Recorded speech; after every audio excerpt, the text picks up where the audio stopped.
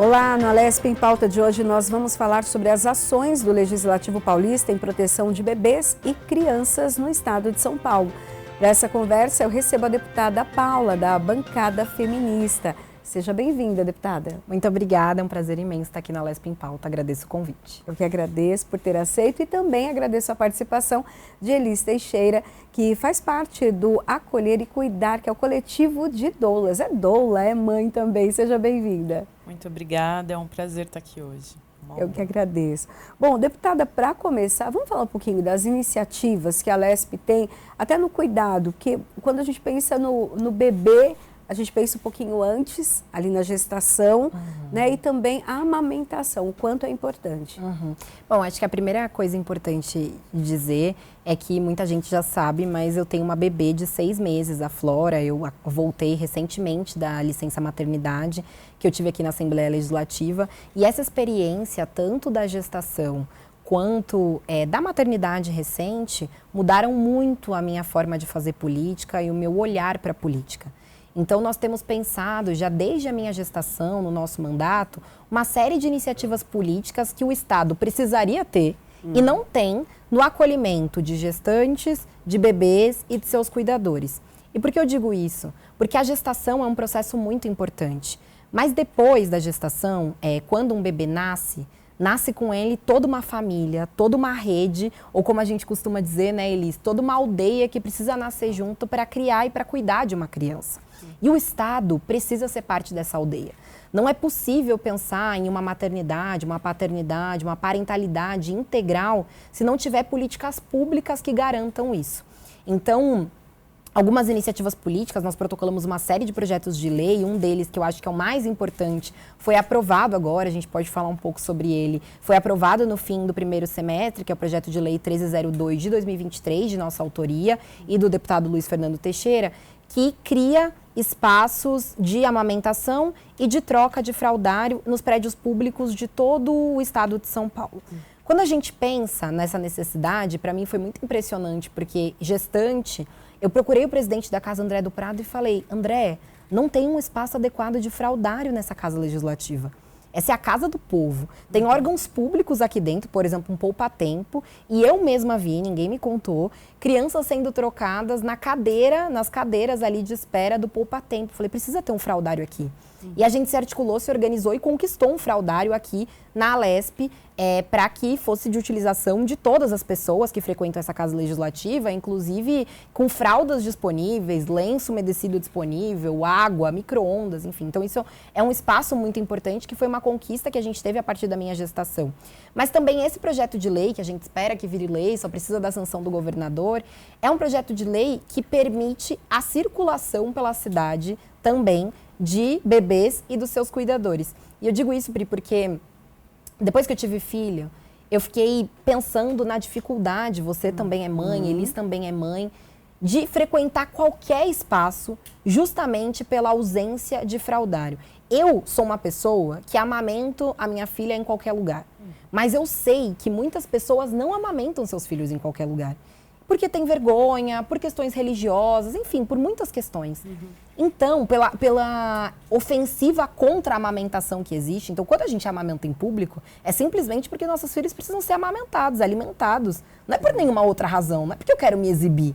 Né? Pelo contrário, eu adoraria não precisar fazer isso em público, mas eu preciso alimentar minha filha e essa é a minha prioridade. Então, existir esses espaços é uma forma de permitir a circulação livre de crianças e de seus cuidadores. Pensa, por exemplo, alguém que vai passear na Avenida Paulista num domingo, na Paulista Aberta, e sabe que tem um prédio público na Avenida Paulista. E não precisa se preocupar onde vai trocar o seu filho. Ele vai parar lá, num prédio público, trocar seu filho. Então, essa é para dizer algumas das batalhas que a gente tem travado em termos de políticas públicas. E nessa semana, que é uma semana tão importante, né, que a gente faz essas discussões todas num mês tão importante, que é o mês do Agosto Dourado, colocar isso em pauta, a importância de políticas públicas que favoreçam a amamentação, é algo que entrou na minha vida com a gestação, com a maternidade e que agora a gente quer encampar com muita força aqui no Legislativo Paulista também. Uhum. E até lembrando, né, nós tivemos aqui uma ação também do Legislativo em relação à amamentação em qualquer lugar no estado. Tivemos há alguns anos uma polêmica. Eu lembro que uma mulher foi amamentar num espaço público e ela foi ali quase que apedrejada, né, por aquela atitude que é tão normal, né, uma criança ser amamentada. E agora, assim, ter um espaço é importante, porque às vezes o bebê não consegue ser amamentado em qualquer lugar. Você vai amamentar e passa um barulho, alguém fala alguma coisa e é aquela luta. Uma coisa que demoraria 30 minutos, demora uma hora por conta da atenção da criança. O quanto isso é importante, né, esse espaço. Aí você, Elis, também como doula, educadora, ajuda as mãezinhas também naquele começo que não é fácil amamentar. Quando se fala que é um ato de amor, não é só porque é saudável, e a gente sabe que é, mas tem várias situações que envolvem esse ato, né? Com certeza. A amamentação, ela é algo que ela vai ser aprendida pela mãe e pelo bebê. Então, apesar de ser um processo natural, pode ser muito desafiador amamentar, né? Especialmente na primeira hora de vida, no primeiro dia de vida, é muito importante a gente incentivar a amamentação, porque vai ajudar ali no pós-parto imediato, ajudar a diminuir a hemorragia, ajudar esse bebê a já entender que a amamentação é algo que é bom para ele. E muitas vezes as mães não têm informações adequadas, não recebem, mesmo ali, se ela vai ter numa instituição, no hospital, às vezes as pessoas também têm um pouco de dificuldade do manejo. Então eu, como doula, e muitas das minhas parceiras doulas e consultoras de amamentação, a gente tem realmente um trabalho de fornecer informação de qualidade para ajudar as pessoas que querem amamentar seus bebês, poderem criar uma rede de apoio para que isso seja possível. Porque amamentar não é só você tirar o peito para fora e colocar o bebê. Tem toda uma série de manejo de como colocar o bebê para que seja eficiente, para que o bebê consiga se alimentar e a mãe não se machuque, não sinta dor, né? Então, a amamentação tem muitos benefícios para a mãe e para o bebê, mas é algo, especialmente nos primeiros dias, desafiador. E por ser desafiador, infelizmente, a gente tem que, na média, as mães amamentam pouco. A gente ainda está aqui lutando para aumentar o número de bebês que seguem sendo amamentados exclusivamente, que é o que a Organização Mundial da Saúde recomenda, pelo menos até 6 meses. Mas se a mãe, a pessoa que está amamentando, não tem apoio, é muito difícil seguir com a amamentação exclusiva. E aí a gente vai gerando uma série de questões. Se o bebê não está recebendo o leite materno, que é tão importante, o que muitas vezes vai acontecer é que ele fica mais doente. Ficando mais doente, muitas vezes vai ter que acessar outras, vai complicando as coisas, sabe? Então a ideia é que a gente consiga garantir uma amamentação com mais qualidade, tanto para fortalecer a saúde da mãe como a saúde do bebê. E queria dizer para vocês, a Elis, ela foi a minha doula, né? Então ela me ajudou a atravessar isso que é um portal mesmo, assim. O início da maternidade, ela é um grande portal. E eu entendi que era muito importante ter o acompanhamento de uma profissional. Eu falava para ela durante a minha gestação, eu falei, olha, o tipo de parto para mim é importante, mas amamentar é especialmente importante, porque eu sei que isso ia ajudar muito na construção do vínculo com a minha filha. Eu ouvi a Elisa escrever uma coisa nesse Agosto Dourado que chamou muito a minha atenção, talvez nunca mais saia da minha cabeça, que é falar, a minha filha foi a pessoa que eu olhei por mais vezes profundamente nos olhos. E eu até fico emocionada de falar, porque assim, a relação que eu construí com a minha filha a partir da amamentação, o vínculo é muito forte, muito. E isso não aconteceu à toa. Eu sabia que ter o acompanhamento de uma profissional adequada seria muito importante, especialmente nas primeiras horas de vida da Flora. Porque quando ela saiu da minha barriga, ela começou a fazer um movimento que eu falei, eu acho que esse movimento é que ela quer amamentar, mas eu não sabia. É a minha primeira filha, eu nunca tinha amamentado ninguém. E aí a gente chamou a Elis ainda na sala do parto e falou, Elis, você acha que ela quer mamar? Ela falou, acho que sim. Acho que esse movimento de sucção é que ela quer mamar. Eu vou te ajudar. Imagina, eu tava numa maca, eu tinha feito uma cesárea, tava numa maca com um bebê, com os braços presos, né? Enfim, remédio, medicação. E a Elis foi a pessoa que posicionou corretamente a minha filha no meu seio para que eu pudesse amamentar. E nós passamos muito tempo lá. Claro, ela estava mamando, mas também estava se descobrindo, estava entendendo o contato dela comigo. Então, esse respeito a esse momento, que é a hora dourada, né? Que é essa golden hour, que chama em inglês, hora dourada, a gente fala aqui no Brasil, que essa primeira hora de vida da criança é muito importante. E, infelizmente, é preciso dizer que nem todos os profissionais de saúde e nem todos os equipamentos de saúde, hospitais, maternidades, casas de parto, estão orientados a igualmente respeitar esse direito para todas as pessoas que têm filho, para todas as pessoas que gestam. Isso é uma pena, porque eu sei o quanto isso foi muito importante para mim. E eu queria muito que isso fosse um direito de todas as pessoas que têm filho. Isso seria muito importante. Então, não à toa, a gente protocolou também agora um projeto de lei muito fresquinho, dia 1º de agosto, para que a semana entre o dia 1º e 7 de agosto, que já é a semana mundial instituída pelo Unicef desde o ano de 1992, do aleitamento, da amamentação, seja também aqui no estado de São Paulo reconhecida como a Semana Estadual da Amamentação. Por quê? Porque essa semana pode ser utilizada justamente para isso. Em primeiro lugar, para essa conscientização que eles falou, que é tão importante. Muitas pessoas não sabem a importância de amamentar até os 6 meses de idade. Não sabem por quê, tem desconhecimento, e não sabem porque, infelizmente, nós somos bombardeados com desinformação.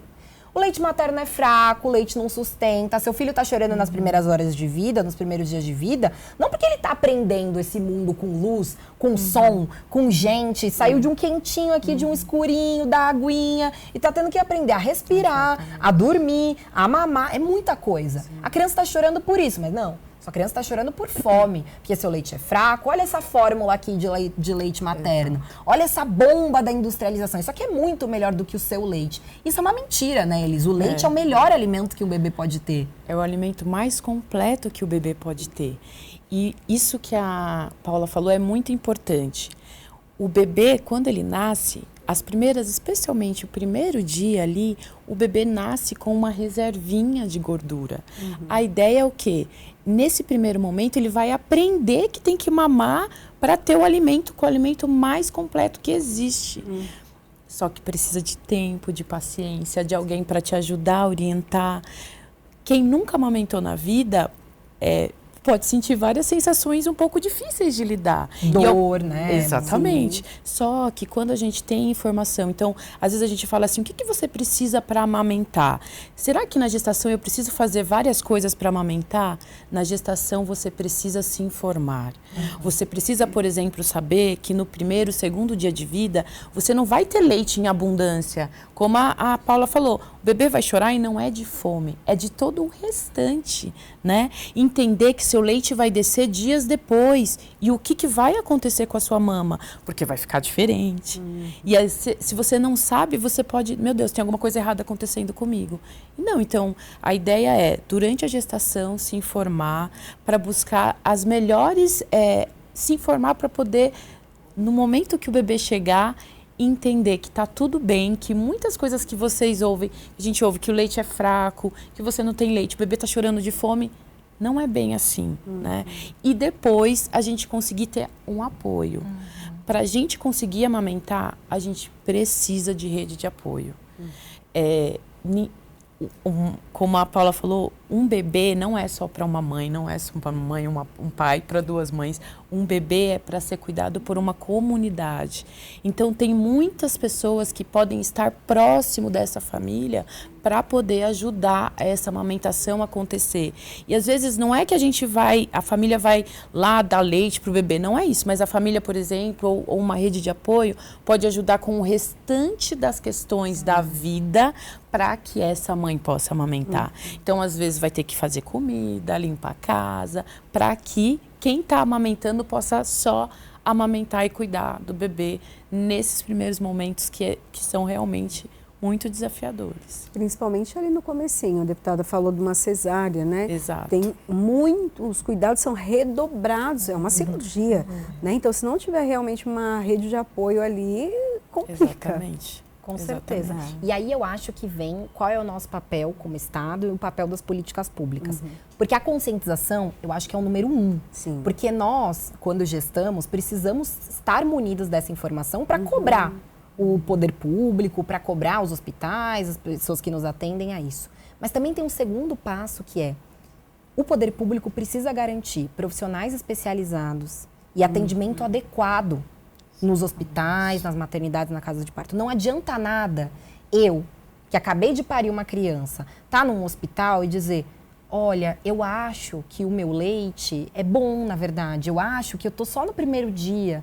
Então, na verdade, não tem outros fatores se a criança está chorando. E vira um pediatra ou uma enfermeira, um profissional daquele hospital e dizer, não, o seu filho está chorando porque o seu leite é fraco. Então, você vai tomar fórmula infantil com mamadeira agora.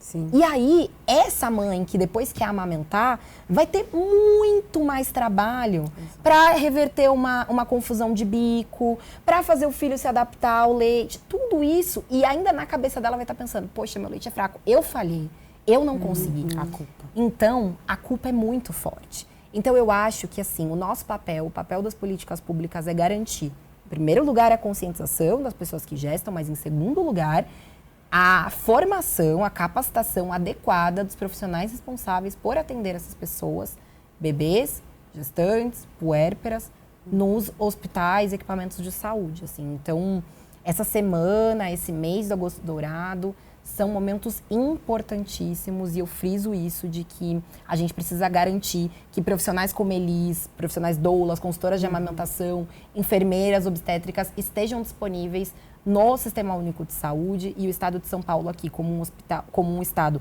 referência, inclusive em hospitais de atendimento à mulher, precisa ser linha de frente desse processo. E até a questão da amamentação, Elis, muitas mulheres deixam de amamentar até por conta da dor. Então, assim, a criança não teve a pega certa, ela não sabia como fazer, começa ali aquele misto de emoções, o que eu faço agora? Tá doendo muito, tá rachado, tá saindo sangue, eu ponho pomada. Sim. Tem tanta coisa que a mulher vira às vezes e fala, não, então é melhor nem amamentar. Exato. Isso acontece, né? Muito. E quando a gente começa a acompanhar, né, as famílias, a gente vai observando alguns fatores que podem dificultar. Então, não ter rede de apoio é um deles. Mas se a gente pensar também, a amamentação é algo que exige muita energia. E muitas vezes, especialmente as mulheres que estão em situações mais vulneráveis, precisam, logo depois que tiveram seus bebês, voltar a trabalhar. Então, como que você vai proporcionar, por exemplo, uma amamentação nos 6 primeiros meses exclusivo para o seu bebê, se grande parte das mulheres voltam a trabalhar muito antes disso? E aí é importante que a gente garantir que nos locais de trabalho tenha uma sala para a pessoa poder tirar o leite, guardar esse leite, levar para casa, para quem vai ficar com esse bebê, poder ofertar esse leite da mãe. Mas mais do que isso, né? A gente pensar em talvez licenças maiores. E, por exemplo, geralmente o companheiro ou a companheira vai ter apenas 1 semana de licença. Isso prejudica muito que aquela mãe consiga continuar amamentando. Porque o apoio que ela poderia ter daquela pessoa direta que está ali vai na primeira semana. Gente, é muito mais do que isso, né?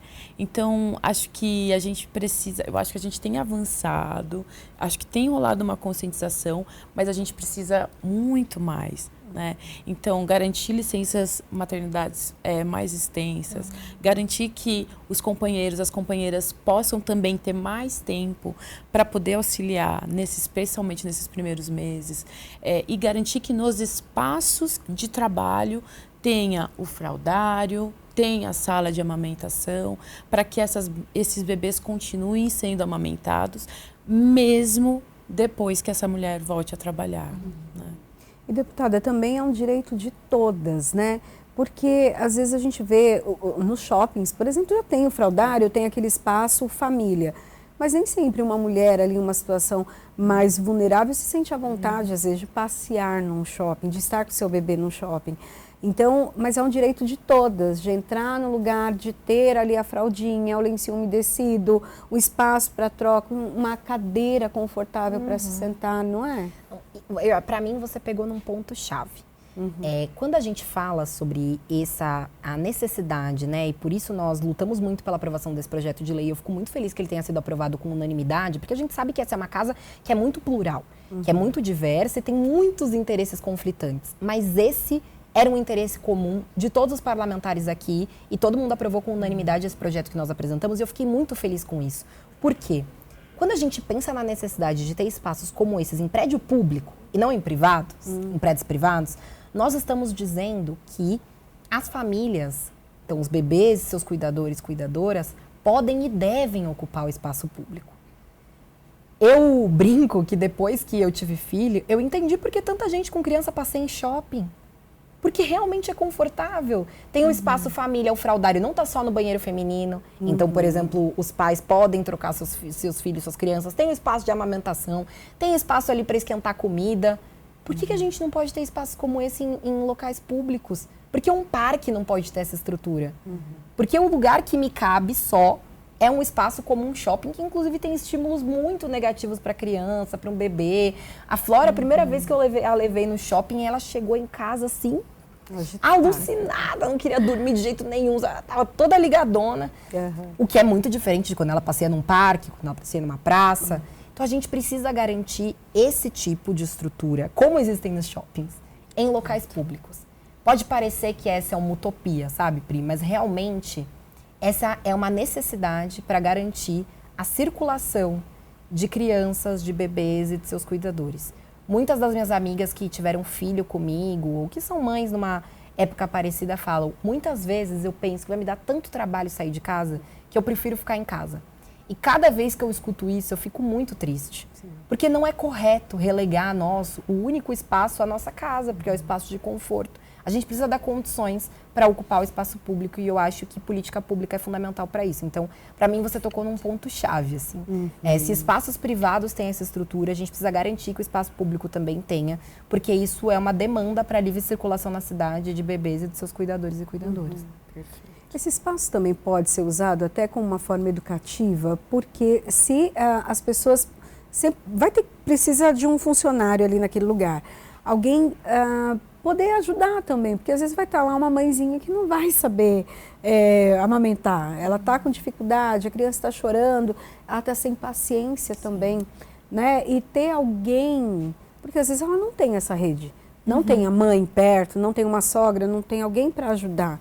Não tem nem um pai presente, né? Muitas famílias não têm um pai presente. Exatamente. Então, assim, é interessante que seja uma pessoa também treinada ali para estar nesse espaço? Eu acho que sem dúvida, né? De forma geral, eu acho que a gente precisa informar mais as pessoas sobre a importância da gente investir na amamentação como forma de investir nesses bebês, esses bebês que vão se tornar adultos, porque tem várias pesquisas que relacionam que quando os bebês são amamentados, não só aos 6 meses, mas depois também disso, a qualidade de vida, a saúde dessa pessoa vai ser melhor. Então lá para frente a gente evita de ter gastos com saúde que muitas vezes a gente tem.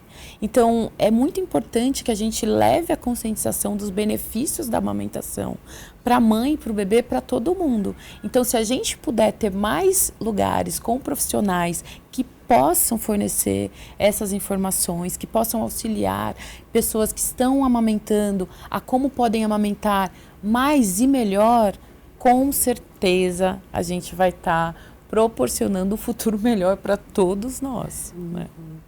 E até a questão também de ter dentro desse ambiente, né, além da fralda, do lencinho umedecido, espaço para troca e tal, por exemplo, micro-ondas, né?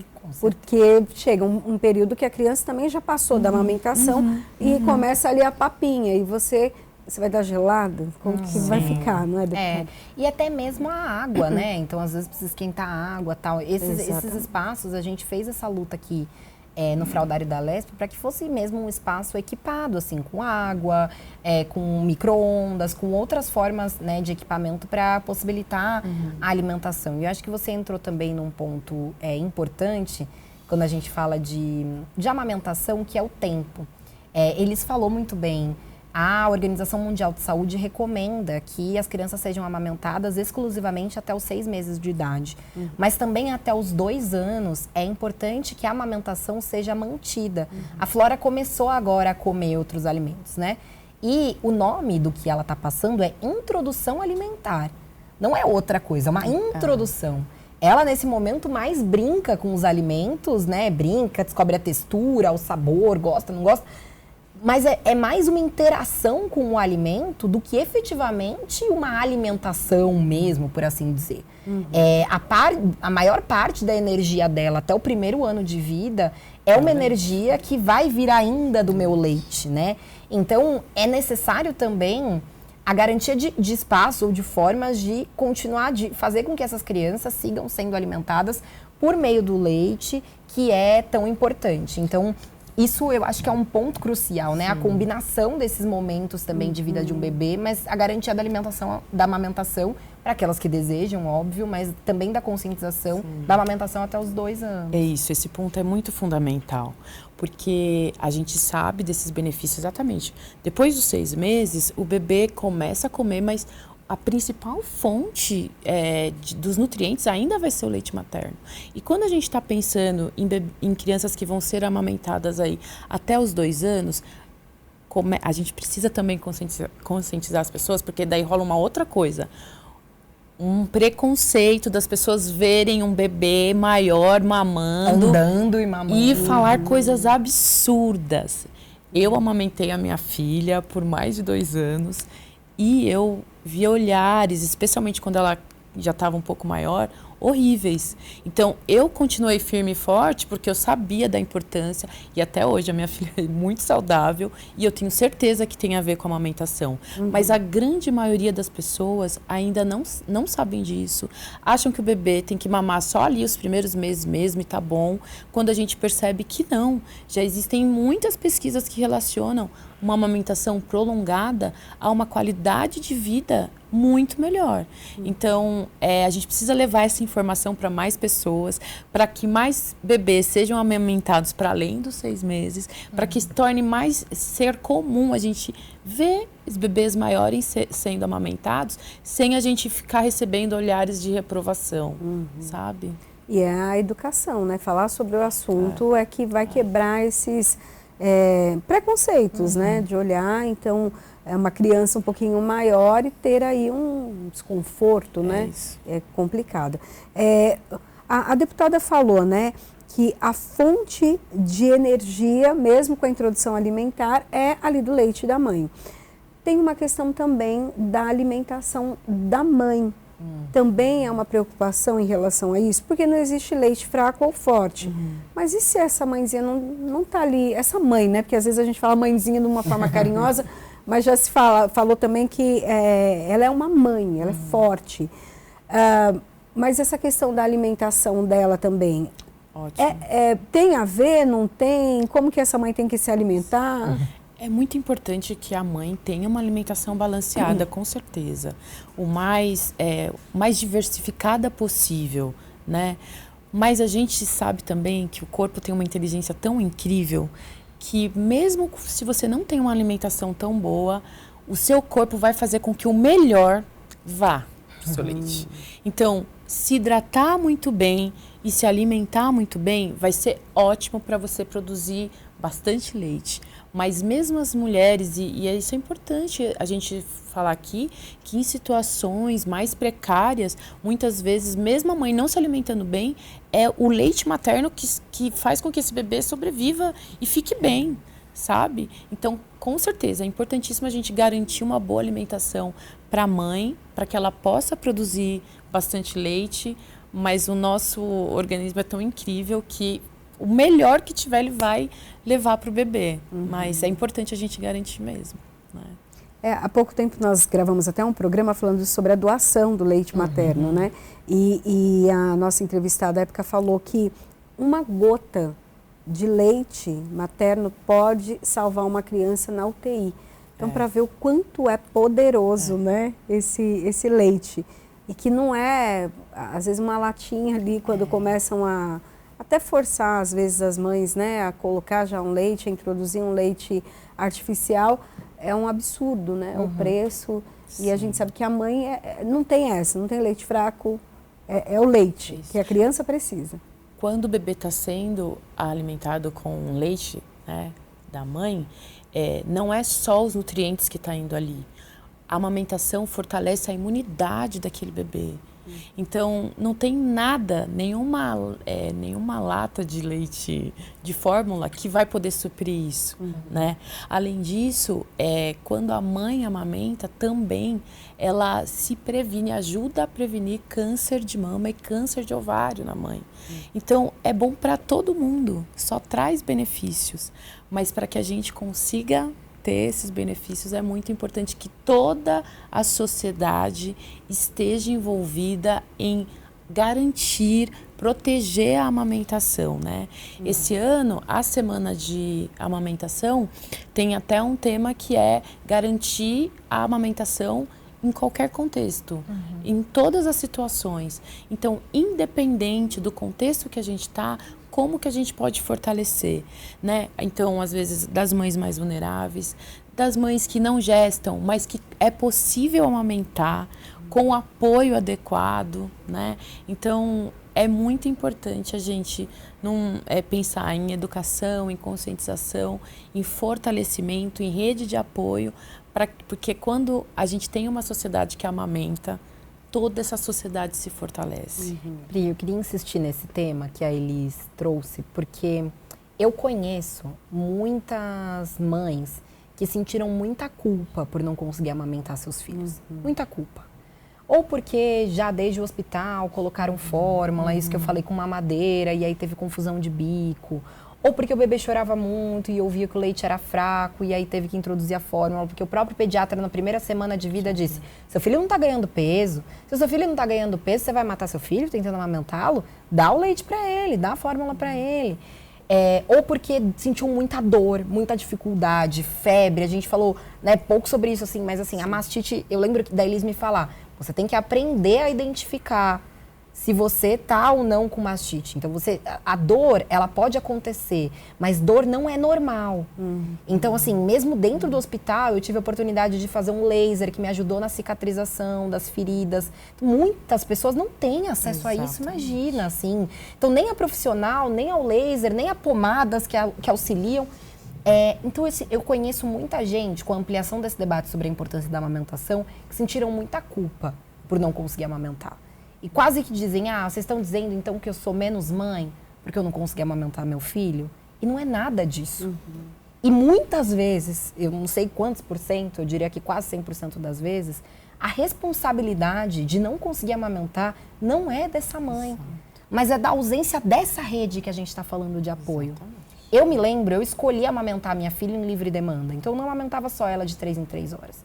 Mas nos primeiros meses de vida dela, eu me lembro de quase que não sair da mesma posição, na mesma cadeira e ficar lá horas e pensar, meu Deus, passou 12 horas e eu tô aqui.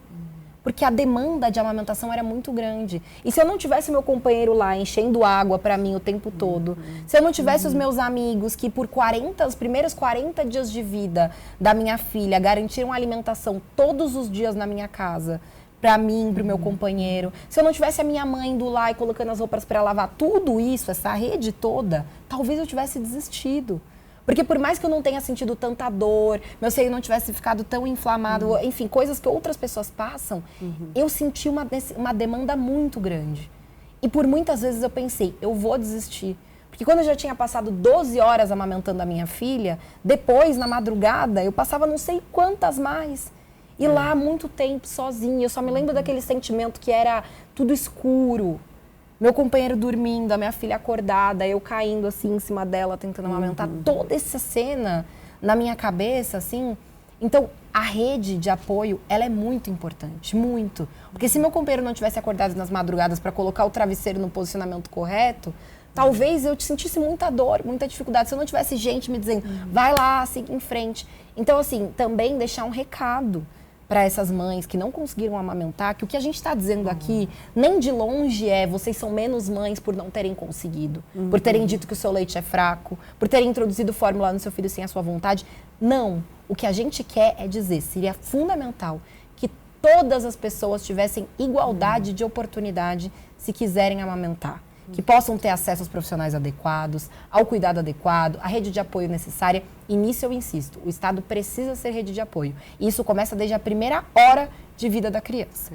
Então, eu acho que é também dizer assim, nada do que a gente está falando aqui veja só, né, vocês são menos mães por isso. Não, mas a gente quer garantir que todas as pessoas tenham igualdade de oportunidades, né? A gente quer lutar para que todo mundo tenha acesso a informação de qualidade, a uma rede de apoio, para que aquelas que desejam amamentar e amamentar pelo tempo que quiserem, possam fazer isso, né? Porque muitas vezes elas não fazem porque por conta de todo o restante do que está acontecendo na vida dela.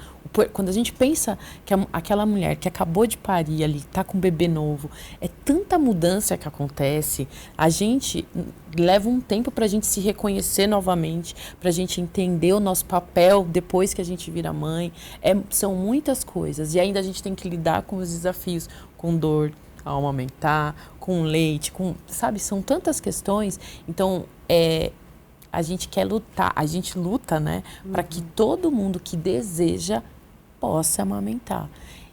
E também, a minha luta também é para que as que não desejam, tem gente que também que não vai querer, que a gente possa fornecer apoio, o apoio que ela precise para que aquele bebê não fique desnutrido. Como que a gente pode ajudar uma mãe que não quer amamentar a que o seu bebê continue bem também, né? E até, deputada, essa semana para falar sobre esse assunto, né? Então, esse projeto de lei que está em tramitação aqui na casa, até para que, porque assim, as questões emocionais também contam muito nessa produção de leite, às vezes a mulher fala, eu tô com pouco leite, mas às vezes ela está tão preocupada, que ela vai voltar a trabalhar logo, ou pelas questões financeiras. Então, é uma semana também para falar para a família, olha, vamos ajudar, amigos, a gente precisa estar junto dessa família, né? Eu adoro aquela frase de que para criar uma criança é necessário uma aldeia. Eu acho essa frase muito importante, porque quando eu me tornei mãe, eu vi que de fato eu precisava muito dessa aldeia. Assim. Eu sou uma pessoa que tem muita dificuldade de aceitar ajuda. E desde que eu me tornei mãe, eu aceito qualquer tipo de ajuda. Quiser me ajudar, eu tô aceitando. Porque não tem como. Realmente, assim, é uma carga emocional, é uma carga a primeira preocupação, até uma coisa curiosa, né? Elis falou sobre o tempo de licença. A gente conseguiu se organizar para que meu companheiro ficasse 1 mês em casa. Quando ele voltou a trabalhar, eu me lembro de sentir raiva dele. Eu falava para ele, eu tô com raiva porque você pode fazer outra coisa que não seja estar aqui em função de um ser humano. Ele, mas eu não tô indo descansar, eu tô indo pra reunião, eu tô cheio de problema. Eu falei, eu sei disso. E eu não tô ignorando nenhum dos problemas que você tem da porta de casa para fora. Mas só de você poder fazer qualquer coisa sem pedir autorização, você pode ir ao banheiro, você pode tomar banho, eu tô aqui há não sei quantas horas sem comer, sem levantar dessa cadeira. Isso era tão difícil para mim, tão difícil. E mesmo assim, eu vi, né, diante disso eu vi a importância de construir essa rede, que envolve família, que envolve amigos. Muita gente não tem realmente um pai presente do seu filho. Isso também não é um problema seu. Né? Não é algo que você tem que sentir culpa. Mas vamos buscar essa rede em outros lugares. Se não é família, não tem sua mãe viva, sua sogra, quem quer que seja, amigos, parceiros. A verdade é, qualquer rede de apoio que seja, paga, gratuito, o que é que seja, familiar, de amizade, ela é necessária para criar uma criança e para garantir a amamentação. Sem isso não existe mágica, não existe. Ninguém vai conseguir. Então, eu acho que esse debate nessa semana da amamentação, que é uma semana que existe desde 92, mas eu sinto que a gente tem... Agora, imagina, eu nasci em 93 e a amamentação, minha mãe fala, filha, eu não fiz nem metade metade do que você está fazendo. Eu tô impressionada com isso que você está fazendo com a sua filha. Eu falei, eu não fiz nada disso com você. E mesmo amamentar, ela falou, amamentei até os 6 meses e não tinha como, não cabia na nossa vida. Então, a geração anterior à minha foi formada de outra forma. E agora, eu sinto que a nossa geração está voltando a esse debate. Mas também fazendo debate sobre... Não é que a gente vai garantir isso sozinha porque nós somos guerreiras e pronto, acabou, como nossas avós faziam. Não, a gente tem mesmo que trabalhar e tem que cuidar das nossas... Então, são tantas coisas, mas para fazer isso precisa de rede de apoio. Eu acho que esse é o debate nesse momento. E daí, deputada, até a gente está chegando no finalzinho do nosso programa, mas nessa semana, o que não pode faltar? Quais os assuntos que precisam ser falados durante essa semana? Eles também podem complementar e ajudar a deputada, porque existem várias ações, vários grupos que trabalham com isso, com a amamentação, com os prematuros, né, tanta doação de leite, tem tanta coisa para se falar. Como organizar, então, essa semana? Bom, eu destacaria alguns pontos, né? O primeiro, a importância da hora dourada. Então, a importância desse primeiro contato pele a pele, amamentação, né, estabelecimento de vínculo nesse momento. Falaria sobre a importância da amamentação exclusiva para o aleitamento materno até os 6 meses e a continuidade até os 2 anos. E falaria sobre a importância de pensar políticas públicas para que exista o atendimento adequado a gestantes e a bebês para garantia da amamentação. Então, profissionais adequados nos locais adequados durante a gestação e no pós-parto, né? Eu destacaria esses 3 pontos. Eu acho que, para além disso, acho que a gente pode falar também, especialmente, tirar dúvidas em relação ao que a mãe pode comer ou não, por exemplo. Que muitas vezes, a mãe não pode comer isso. E geralmente o que a gente vê é que a mãe pode ter uma alimentação, pode comer de tudo. Mas muitas vezes os mitos que a gente foi ouvindo aí ao longo da nossa vida dificulta. Eu acho que é importante a gente ampliar esse debate sobre a licença maternidade, de ser apenas geralmente de 4 meses, e quando a gente pensa aí que os bebês precisam de pelo menos 6 meses de uma alimentação exclusiva. Eu acho também que é importante a gente falar sobre os recortes quando a gente está pensando na amamentação também. Atualmente a gente também tem uma semana de apoio à amamentação às mulheres negras. Por quê? Tudo que a gente está falando aqui envolve todo mundo, mas quando a gente vai olhar vai para as mulheres negras, ainda tem mais dificuldades aí, pensando racismo estrutural mesmo, que a gente sofre. Então, pensar, fazer esses recortes, fazer esses diálogos sobre o que é diferente em cada contexto que você está, eu também acho que é muito importante. Bom, quero agradecer, então, a participação hoje aqui com a gente da deputada Paula, da bancada feminista, que falou dos projetos de lei, inclusive de autoria dela, aí foram até inspirados, então, pela maternidade, né? Um olhar diferenciado. Deputada, muito obrigada. Eu que agradeço. Parabéns pelo trabalho e também que essa luta, né, que é de tantas mães. Eu acho que só uma mãe, quando ela está como parlamentar, uma mulher consegue enxergar coisas tão sensíveis, né, para nós. Com certeza, eu que agradeço. É sempre um prazer estar aqui. Contem sempre com a gente. Obrigada. Também agradeço a participação de Elis Teixeira, que faz parte do Acolher e Cuidar Coletivo de doulas, também doula, mãe, educadora. Obrigada. É um prazer, foi um prazer enorme estar aqui com vocês, que a gente possa ter muito mais diálogo sobre tudo isso que é tão importante. Obrigada. Bom, aqui o Alesp em Pauta a gente termina agora, mas esse assunto também nós vamos falar em outros programas, porque, se Deus quiser, daqui a pouco são aprovados esses projetos e a gente vai contar novidade para você aqui na Rede Alesp. Até o próximo programa. Tchau, tchau.